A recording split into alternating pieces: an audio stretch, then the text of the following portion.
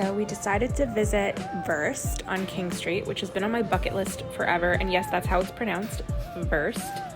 It's on the menu, that's how I know that. It's a cool place. It's kind of like a dining hall where there's kind of community seating. I don't know if that's how you would call it, or cafeteria type seating. They've got all kinds of beers and craft beers on the menu, sausages, pretzels. It's kind of exactly what you would expect from a place like this, and it's exactly what I wanted. And by the way, add melted cheese to everything. Normally, absolutely yes, but my husband is not a fan of cheese, so we didn't do that today. It was delicious. By the way, that classic Coke, it's not everywhere that you can get a classic Coke in a bottle these days, so that was a lovely surprise. We ended up doing the trio of pretzels. One of them was a jalapeno, one was an everything bagel style pretzel, and then just a classic. I got the smash burger there. My husband got the Italian sausage, which is what you see here. And then a little bit later, we took a walk down King Street and decided we were going to go to Lee Restaurant for dinner, which is the restaurant of Iron Chef Lee. I don't know if he's just Iron Chef in Canada, but he's kind of a renowned chef locally. Now, this place did not disappoint. I did look at the menu ahead of time and plan out what I was going to order because I have a lot of food aversions, but it was just honestly delicious. I mean, look how beautiful this bar is. And I didn't get to capture him, but the chef was actually sat at the bar when we walked in, and I just felt a little bit awkward about pointing my camera at him. But anyway, gorgeous menu, gorgeous atmosphere. It was a lot of fun. Now, I don't think I got the best shot here of the menu, and I think I was trying to capture an idea of the pricing for you, but I don't think you can read that. This is their signature slaw. I mean, the kitchen was whipping these out. This was a cocktail my husband got, and in the background you can see our waitress mixing up that slaw for us. It's definitely a shareable portion, so you don't need two for the table. These are the gyozas. I think they were beef on the inside, like a shredded beef. Absolutely delicious. Crispy on the outside, tender and juicy on the inside. These were the signature cheeseburger spring rolls in a lettuce wrap. You can see there's a bed of lettuce underneath. You're supposed to eat it with the lettuce. Amazing.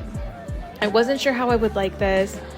I ended up loving it. It seems kind of cheesy, you're going to this fancy Iron Chef restaurant and you get a cheeseburger spring roll, but it was amazing. These were the barbecue chicken bao buns, also amazing. And I hate fatty meats. Like, I'm always really careful to try and order something that's not very fatty. I don't like to chew on fat. These were no issue at all. They were just delicious, tender pieces of chicken. And then we took a look at the dessert menu, and it was so hard to decide, but we ended up going with the all-time favorites, which is kind of a platter of a couple different desserts. So, I mean, we thought for our first time to try as much as we could that this was probably the best option.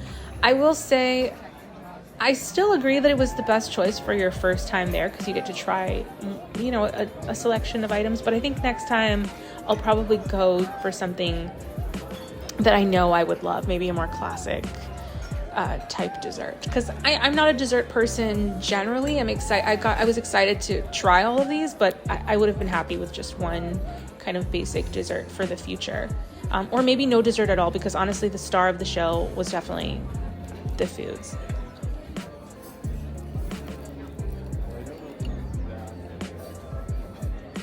So after dinner, we noticed that there was a food hall at the back of the restaurant. Now, I don't typically walk down these parts of King Street too often, but we're staying nearby, so we went to dinner. We decided we'll walk home, and when I saw this food hall in the back, I thought, let's at least walk through it, because I didn't even know that it was there. And I'm glad I did. It's got a lot of cool options if you want to grab a quick bite, or maybe you want to go out for the evening, but you don't want it to be this whole fancy thing. I mean, it's the perfect place to go. There's all sorts of options of things to eat. I actually picked up the viral Dubai chocolate bar from one of these food stalls. I didn't capture the name, maybe it'll come up in this video, but it was the food stall that sold the Turkish delights and those types of Middle Eastern desserts. You can't miss it if you visit there. And it was amazing. That chocolate bar really is underrated. It was expensive. I got the smaller bar for $9, but I really wanted to try it. It was like a one-time thing. By the way, this is the place I was talking about. I think it's called Sloan. I think I captured the sign at the beginning there.